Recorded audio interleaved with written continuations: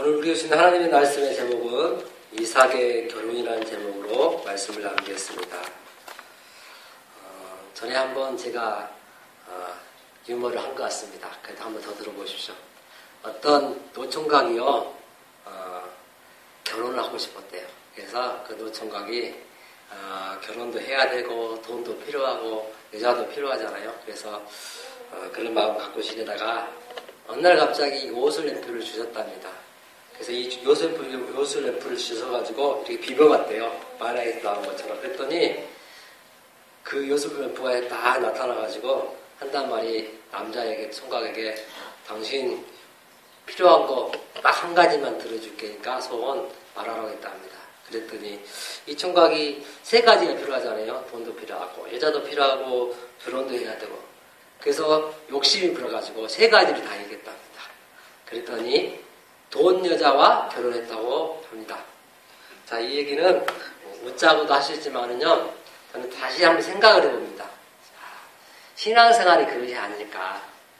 또 심지어는 결혼생활도 우리가 믿음으로 믿는 사람과 해야 된다는 생각도 해보고, 신앙생활도 오직 주님만 사랑해서 주님만 바라보면서 우리가 신앙생활을 해야 되지 않나 이렇게 한번 생각을 해봅니다.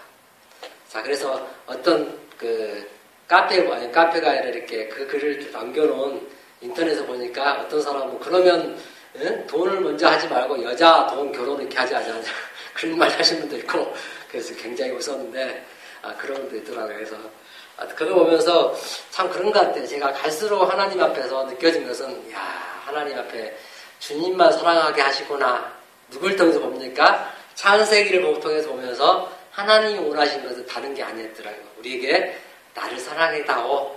그러면 내가 너에게 다 필요한 거 주신다는 것을 얘기하시면서 오늘도 하나님이 그 귀한 아들 이삭을 통해서 일하시는 것입니다. 특별히 이삭에게 결혼이라는 것을 필요하지만은 그때 어때요? 아버지의 결단이 중요했는 거죠. 부모님의 결단이. 아버지가 신앙이 성장하고 성숙해서 지금 100세의 아들을 낳고 하나님께서 모리아산에서 바치러 갈 때 데리고 가서 바칩니다. 그때 그가 다시 하나님 앞에 살아나는 놀라운 역사를 경험하면서 지금 왜 이삭을 살려주시고 하나님은 이스마엘이 아니고 왜 이삭만 원했을까요? 그것은 바로 하나님의 약속이 있기 때문에, 약속의 자녀이기 때문에. 그래서 이삭을 통해, 이스마엘을 통해서가 아니라 이삭을 통해서 하나님의 구원의 역사를 이루어가는 것을 볼 수 있죠. 그래서 성경을 우리가 볼 때 항상 하나님의 어떻습니까? 창조, 타락, 구속이라는 관점 성경 전체를 볼 수 있는 안목이 생겨난다고 했습니다. 이게 바로 우리가 얘기하는 영안이 열렸다 이렇게 해야 되죠. 그걸 우리는 볼 수 있습니다. 자, 그래서 성경에 계속 하나님이 아브라함을 통해서 일하신 것들을 보면 아브라함에게 원하신 것은 그 약속을 붙들어가는 거죠. 말씀을 붙들어가는 거죠. 하나님의 그 말씀이 얼마나 귀중한지를 보여주면서 그 약속을 잊어버리지 말라라는 걸 가르쳐줍니다. 그래서 약속의 아들로서 이삭은 어떤 사람이 되어야 할까요? 내가 예수님을 믿는다면 하나님의 약속이고 하나님의 믿음의 자녀라면 반드시 하나님이 기뻐하시는 결혼을 해야 된다는 걸 보여주고 우리 모두가 그래야 한다는 것입니다.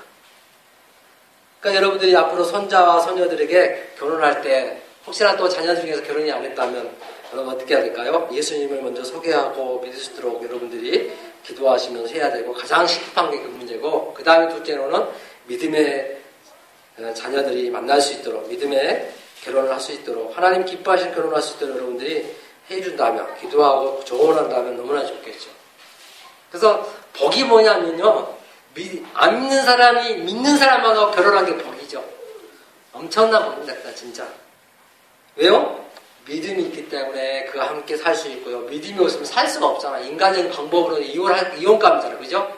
그런데 하나님 앞에 우리가 믿음으로 산다는 것은 정말로 믿음이 있다는 것은 하나님이 기쁘시게 하기 위해서 우리가 서로 함께 살아갈 수 있고 또 그래서 언약의 백성으로서 하나님의 뜻을 이루어갈 배필을 찾는 게 중요한 거죠. 그러니까 우리가 세상적으로 생각하는 팔방미인을 찾는 게 아니라 약속의 사람, 믿음의 사람을 찾아서 하나님이 기쁘게 해주는 그런 가정 공동체를 이끌어가고 교회 공동체를 이끌어가고 직장에서는 직장 공동체를 이끌어가는 그런 사람들이 필요합니다.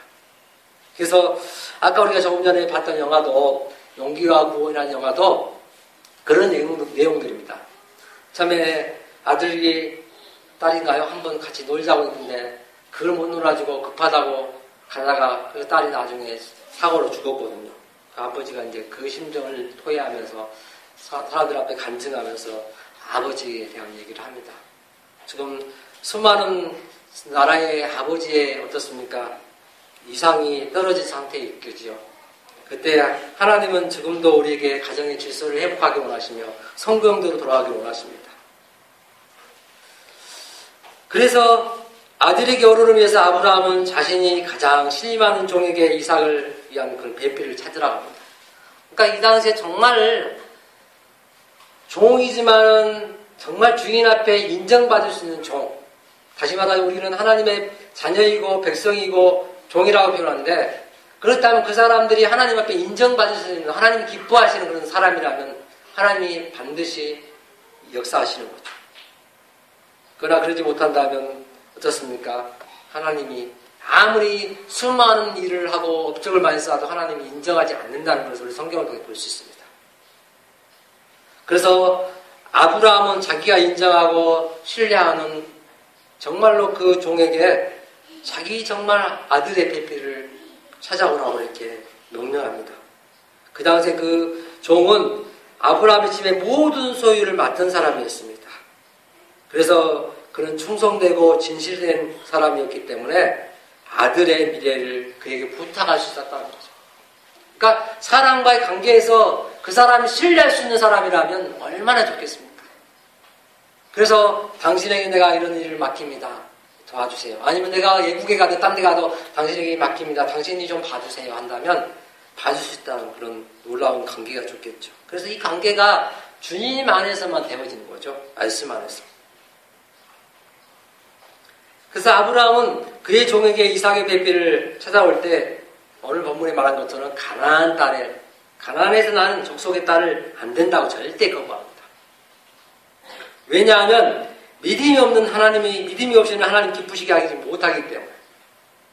그러니까 남편이 아내 될 사람이 돈이 많이 벌고 부귀영화를 누리고 갑부집 딸이고 아들이고 심지어 더 나아가서는 어떻습니까? 직장이 좋고 미모가 뛰어나고 세상적으로 진짜 팔방미인이라더라도 그 여자는 어떻습니까? 하나님 노라는 거예요. 믿음의 사람들은 노. 근데 지금은 어떻습니까? 믿음의 사람들까지도 똑같이 쫓아가는 시대가 되었기 때문에 우리의 마음을 아프게 하고 우리가 정말 내 말씀을 치면서 내가 잘못했습니다. 하나님. 정말 세상을 쫓아가는 자녀와 또 심지어는 부모와 자식과 성도들이 있다면 또 목회자가 있다면 하나님 용서해 주세요라고 고백하지 않을 수가 없습니다.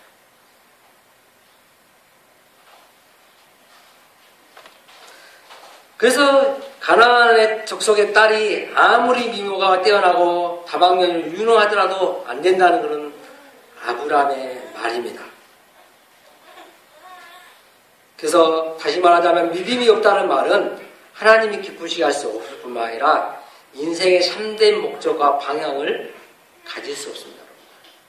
그러니까 제가 인생의 목적에 대해서 옛날에 창세기 1장 얘기하면서 제가 한 것 같아요. 그러니까 교회를 다니고 예수님 믿고 구원받아서 하나님 앞에 삶의 목적이 방향이 완전히 달라지는 거죠.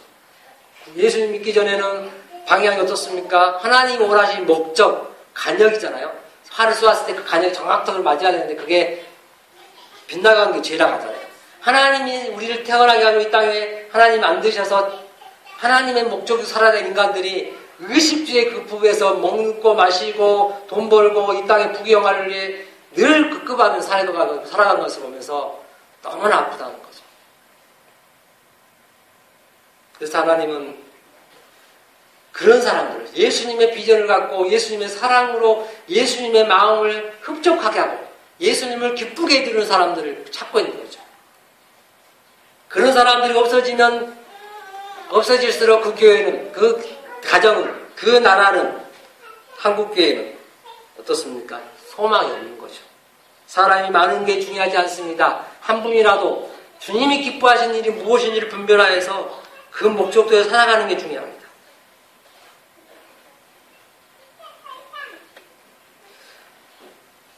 그래서 믿음의 가정의 생활은 믿음과 신뢰와 사랑으로 이루어지기 때문입니다. 다시 말하면 믿음, 소망, 사랑 이 세 가지가 필요한 거죠. 믿음이 예수님 오실 때까지 그 전까지는 재림하기 전까지는 믿음을 가져야 돼요. 예수님이 다시 오실 걸 믿고 더 나아가서 구약에 이미 예수님이 이 땅에 오시기로 약속하시고 이미 오셨구나. 메시아로 그리스도 오셨구나. 그분이 구원자구나. 그분이 우리의 창조자이구나. 우리의 주인 되시구나. 그분을 통해서만 우리가 구원함을 받을 수 있구나. 그걸 믿을 뿐만 아니라 정말 그분이 다시 오실 걸 소망하면서 살아가는 거죠. 다시 오실 걸 소망. 우리가 어떻습니까? 이 땅에 좀 더 사람이 많이 모고 교회를 크게 짓고 막 이렇게 하는 게 소망입니까? 저는 그게 아닙니다. 한 명이라도 우리가 말씀 안에 바로 서서 주님 말씀대로만 살아가고 말씀대로만 되어진다면 수가 관계없이 그 교회는 소망이 있다는 거예요. 하나님이 그래서 예수님도 수많은 사람을 끌어모으고 심지어 따라왔지만은 12제자만 그들을 택하셔서 그들 가운데 역사하시고 그들을 제자 삼으시고 일하신 걸 볼 수 있습니다. 그래서 하나님 경외하는 믿음이 없이는 그 삶은 공허할 수밖에 없다는 걸 보여주는 장면입니다. 그래서 이 아브라함은 이삭의 배필을 내 고향, 내 족속에게 찾으라고 명령합니다. 무슨 말입니까? 그가 살았던 메소포타미아의 성에는 아직도 유일하신 하나님을 믿는 친척들이 있었다는 것입니다. 그래서 그는 아브라함은 수천리 떨어진 고향 땅에 믿음의 배필을 찾으러 자기의 종을 보낸다는 겁니다. 그는 하늘의 하나님, 땅의 하나님 야훼를 믿는 가족을 찾고 있었습니다.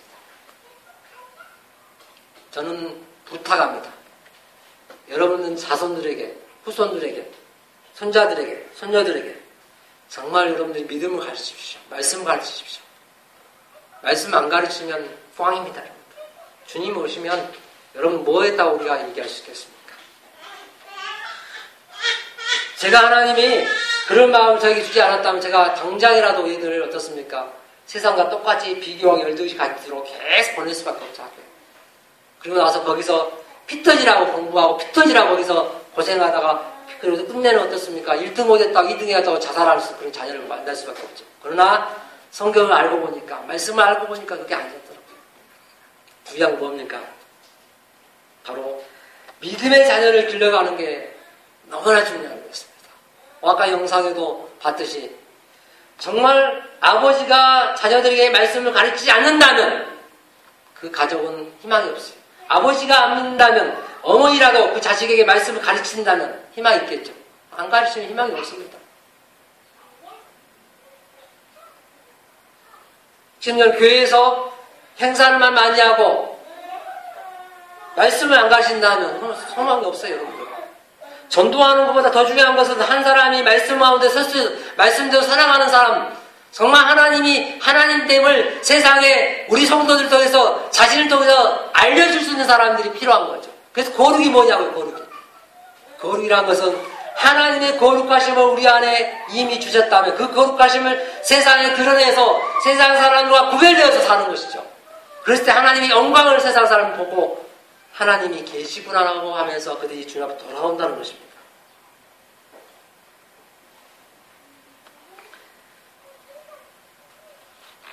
그래서 아브라함은 이 일을 위해서 그의 종에게 맹세하게 합니다.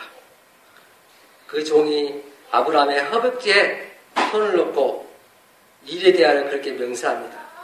그는 아브라함의 후손, 영적인 후손, 믿음의 후손을 이어가는 결혼을 위해서 생육과 번식의 원천이 되는 허벅지 아래 손을 놓도록 맹세한 거죠. 그렇습니다, 여러분들. 그러니까 창세기 1장 26절과 28절의 말씀이 타락 이전부터 꾸준히 하나님께 주신 복입니다. 생육하고 번성하고 땅에 충만하는 땅을 다스리라, 땅을 정복하라. 뭘로요? 복음으로, 말씀으로, 믿음으로. 그런 사람들이 많아질수록 한국교회는 희망이 있습니다. 저는 어떤 분을 저번에 얘기한 거 같지만 저 어떤 분의 간증을 들었어요. 어떤 분이 성도인데 어떤 목회자의 아들과 결혼을 했답니다. 그런데 더 좋은 여자가 나타나니까 이혼을 시키고 결혼을 시켰답니다. 다시. 그 목회자 부부도 그걸 허락하고 그 자식도 그렇고 그 성도가 마음 아파하더라고요. 제가 그랬죠. 하나님을 제대로 모르고 정말로 목회자이지만 안타깝다. 왜요? 하나님을 모르니까. 자기 이익과 기복주의와 자기 편의주의로 신앙생활을 하고 결혼생활을 하기 때문에 그렇다는 것을 얘기했습니다. 안타깝습니다.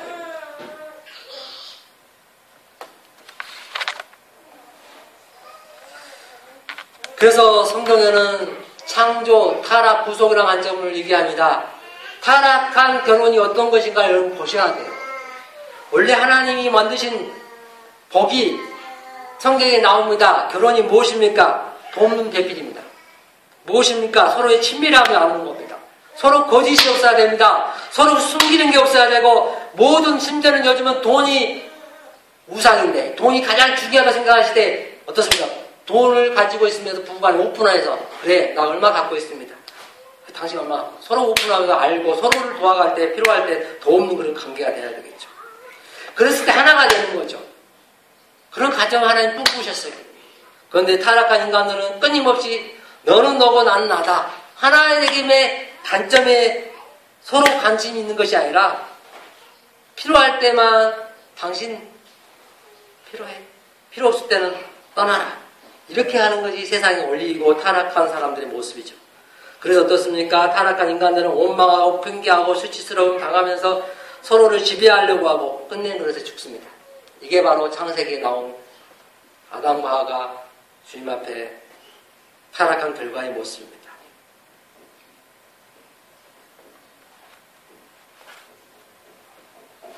그래서 에베소서에는 5장 22절부터 쭉 읽어보면 나옵니다. 아내는 남편에게 복종하라. 남편은 아내에게 사랑하라. 어떻게? 주님이 교회를 향하여 자기 몸을 주신 것처럼 사랑하라 합니다. 이 관계가 회복될 때 그 가정이 진짜 예수 믿는 가정이죠. 그런데 이 가정이 회복되지 않으면 가정은 끊임없이 피터지게 싸우고 고통과 어려움 가운데 심지어는 상처만 듣다고 근데 인생을 암에 걸려서 스트레스 받아서 죽을 수밖에 없는 그런 가정들을 볼 수밖에 없습니다.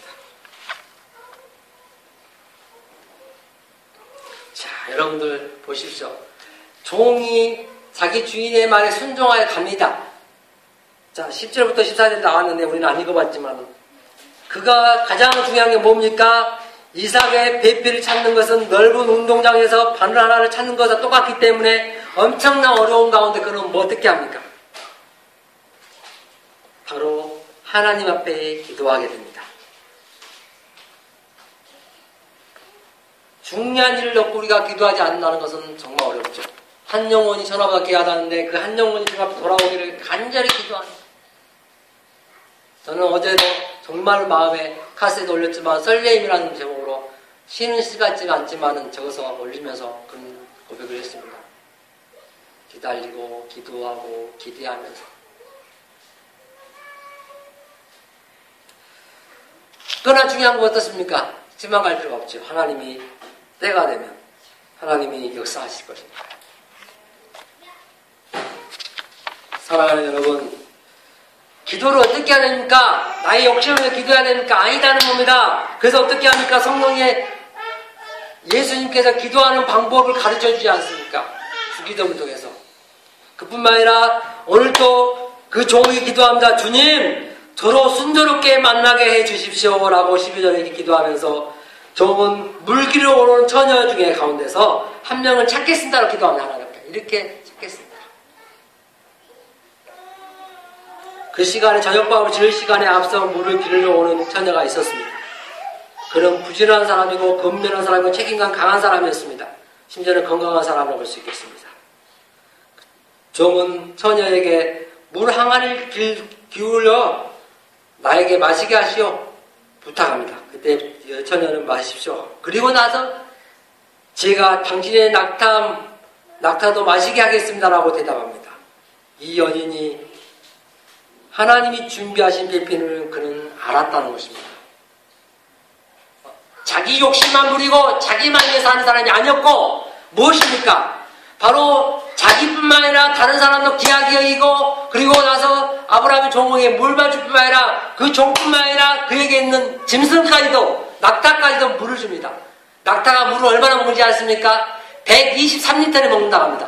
그래서 낙타는 일주일 동안 한 모금도 물을 안 맞고 사막을 걸어다닌다. 일주일 동안. 그렇게 많이 물을 먹으니까. 그래서 하나님이 준비한 사람들은 자기 욕심을 구하지 않고 자기 일을 구하지 않고 하나님의 의를 구하고 하나님의 뜻을 구하고 하나님의 통치를 받기 원하며 하나님의 말씀 앞에 순종하기 원하는 사람들이죠. 그래서 그런 사람은 삶의 목적이 다릅니다. 완전 인생이 달라요. 자기를 위해 살지 않습니다. 주님을 위해 살고 다른 사람을 위해 사는 사람들이죠. 그게 바로 믿음 있는 사람입니다.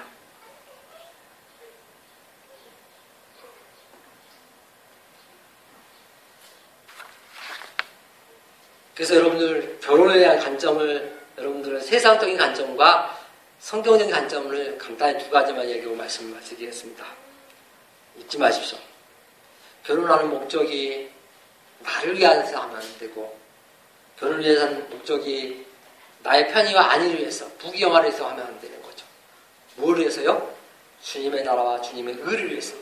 어떻게 하면 결혼해서 자식을 낳으면 내 자식에게 믿음의 전수를, 신앙의 전수를, 예수님을 소개하기 위해서, 가르치기 위해서 자식을 낳는 거죠. 그러지 않는다면 세상 사람과 똑같은 거죠. 자식 많이 낳으면 뭐합니까? 다 지옥 자식만 하는 거죠. 다 세상 욕심 부리고 예수 안 믿는 사람 더 욕심 부리고 더 사기꾼 만들고 더 죄 있는 사람 만든다면 얼마나 하나님 마음이 아플까요? 마찬가지입니다.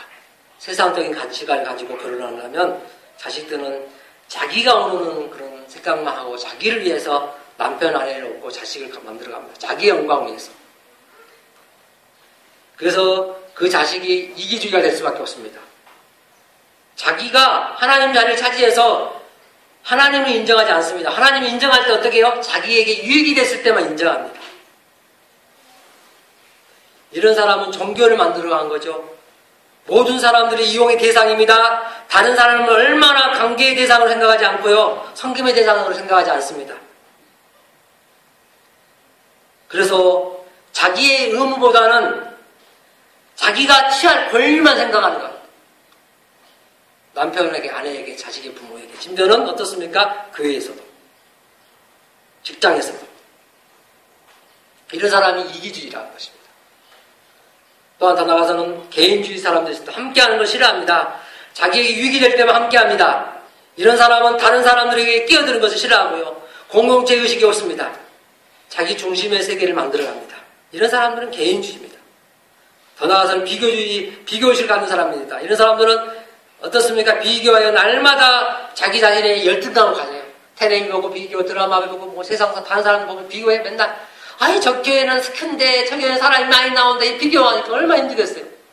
근데 어때요? 하나님 보내주신 사람들이 감사하고, 몇 명이든 관계없이 기뻐하며, 거기서 하나님을 찬양하고, 경배하며, 하나님을 높여드리고. 그러면, 소용이 없어요.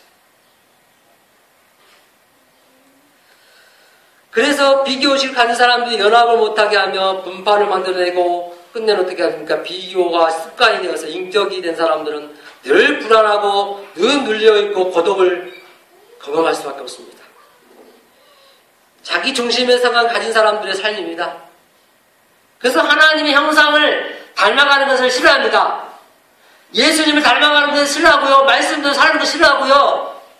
그러니까 어떻습니까? 늘 나밖에 몰라요.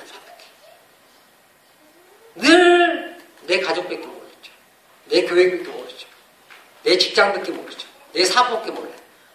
다른 사람 돌아보면서 와, 내가 잘 되면 다른 사람 잘 돼야 한다는 생각을 가지고 살아가는 사람이 믿음의 사람입니다. 그래서 축복의 통로라는 찬양을 부르셨잖아요. 나를 인하여 많은 사람들이, 동네 사람과 많은 사람들이 주 앞 돌아오는 것을 꿈꾸십시오. 여러분, 꿈꾸십시오. 그게 믿음이라니까요. 눈을 뜨시고 꿈을 꾸시라니까요. 잠자지 말고 그런 꿈이 아니라 주님 예수님의 믿음을 가지고 하나님 나라와 하나님 의를 위해서 정말 나를 통해서 하나님 나라를 드러내기 위해서 하나님 의가 드러내기 위해서 그런 갈망을 가지고 살아야 됩니다. 여러분들. 그러지 않으면요 제가 얘기하지만요 교회들은 싹쓸이 문 닫습니다. 제가 얘기하지만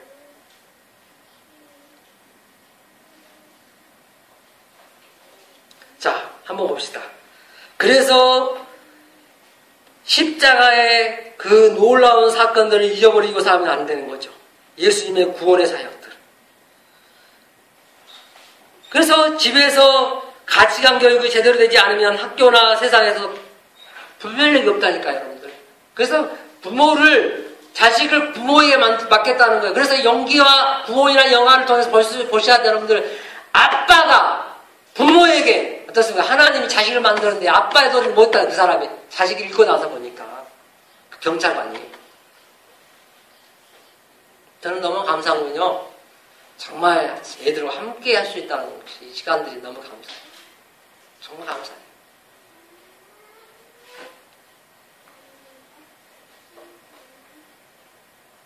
그 어렸을 때 제가 항상 얘기하지만은 우리 아내한테도 제가 굉장히 말했지만은 임신할 때부터는 유치원 뭐 돈 벌어 못 가겠습니다. 왜요? 자식이 중요하거든요. 어떻게 그러냐? 말씀으로 양육해야 돼요. 가장 자신을 사랑하는 사람 누굽니까? 부모예요, 부모. 학교 선생님이 아니라, 유치원 선생님이 아니라, 자기 부모만이 입만큼 사랑할 수가 없어요. 또 얘들은 많잖아요. 학교 유치원 가면, 뭐, 10명씩, 10대명씩 한 사람 선생님 가르치잖아요. 그거, 매료다 쓸 수밖에 없고, 사랑은 다 쓰기 힘들어요. 부모는 3명이든 10명이든, 어떻습니까? 자기가 사랑을 하는 거죠.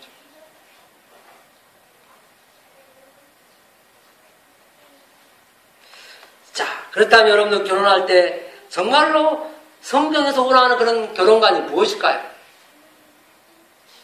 바로 그것은 서로에게 자존감을 심어주는 겁니다. 어떻게 해요? 하나님 당신을 세상에서 하나밖에 없는 60억이 넘는 사람 중에 하나밖에 없는 당신을 내가 만났고 당신과 함께 결혼했고 당신이 중요합니다. 귀합니다. 보배롭습니다. 찬양 옛날에 부르잖아요. 그래서 작은 있는 모습 그대로를 수정해주고 또 성숙한 그리스도인이 될 수 있도록 예수님을 닮아가도록 그들의 가정의 초점이 되어야겠죠. 세상을 닮아가는 초점이 아니라 주님을 닮아가는 초점이 되지 않으면 그 가정은 망합니다.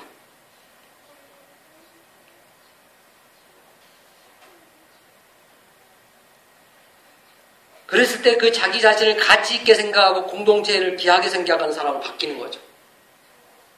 그런 자존감을 길러주자, 여러분들. 자식들에게, 손자, 손녀들에게. 야, 너 정말 하나님 너를 태어나게 하시고 나에게 주신 감사하다. 그래야 되죠. 근데 어떻습니까? 왜 태어나니? 그렇게 한다면 안 되겠죠. 그래서 자기가 가지고 있는 그런 재능을 가지고 감사할 뿐만 아니라 그러니까 다 똑같을 수가 없잖아요. 하나님이 주신 자식만 다 다르다니까요. 그걸 부모가 발견해서 너는 이거 연사니까 이것들을 다른 사람 섬겨라 이렇게 가르쳐야겠죠. 그걸 가지고 이 욕심만 부리는 사람 되지 말고 다른 사람을 섬기기 위해서 하나님께 너에게 주신 은사다 라는 가르쳐주면서 나가서 그렇게 섬기려고 해라 라고 가르친다면 아름답겠죠. 그러면 그 사람은 공동체에 함께 할 수 있고 많은 사람과 함께 할 수 있고 많은 사람들의 존경을 받을 수 있습니다. 그러나 자기밖에 모르는 사람들은 인정받지 못하는 거죠. 그래서 늘 가르치는 건 뭐예요? 섬김의 대상이죠. 교회에서도 서로 섬기기 위해서 하나님 부르셨습니다. 여러분이 가지고 있는 재능을 가지고 섬기라는 거죠.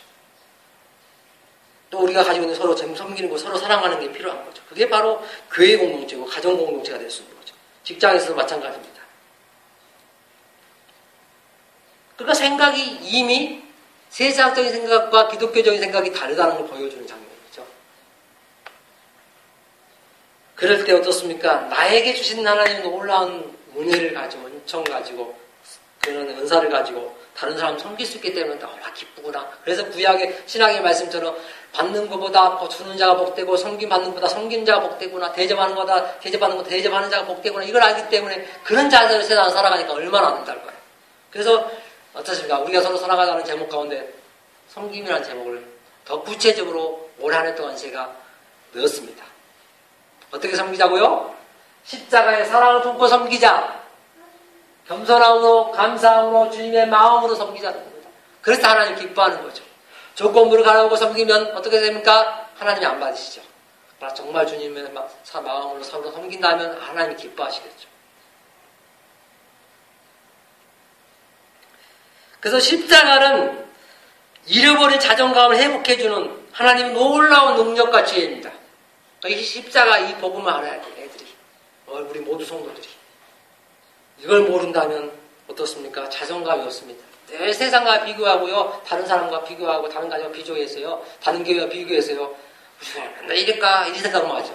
얼마나 힘들겠어요. 그러나, 하나님이 우리에게 이렇게 십자가로 하나님이 우리 자존감을 주시기 때문에 어떻습니까?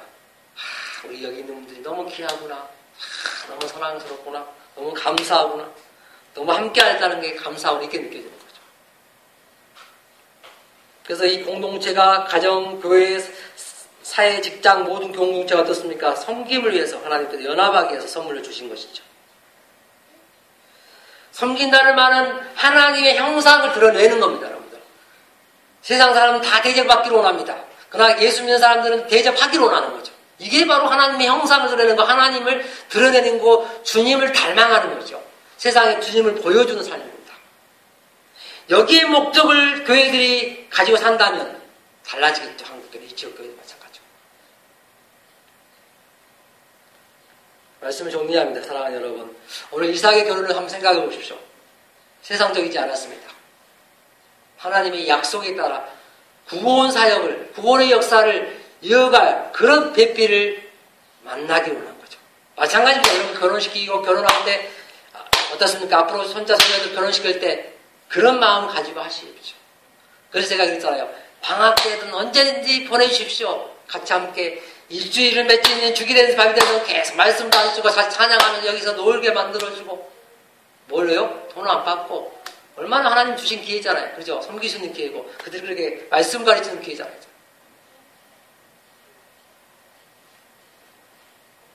그렇게 된다면 어떻게 될까요?